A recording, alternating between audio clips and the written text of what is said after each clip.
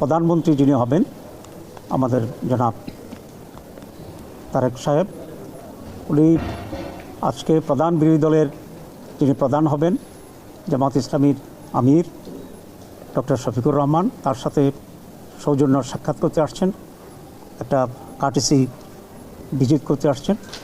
এটাকে আমরা ওয়েলকাম করি। আমি মনে করি এই ধরনের নিউ কালচার নিজেদের ভিতরে থাকাটা এটা একটা গুণগত পরিবর্তন, ইটস এ গুড বিগিন। আলোচনা হয়েছে, আমরা দীর্ঘদিন বিএনপি এবং জামাত ইসলামী একসাথে স্বৈরাচারের বিরুদ্ধে আন্দোলন করেছি, সংগ্রাম করেছি, গঠনে আমরা সরকারের অংশগ্রহণ ছিলাম।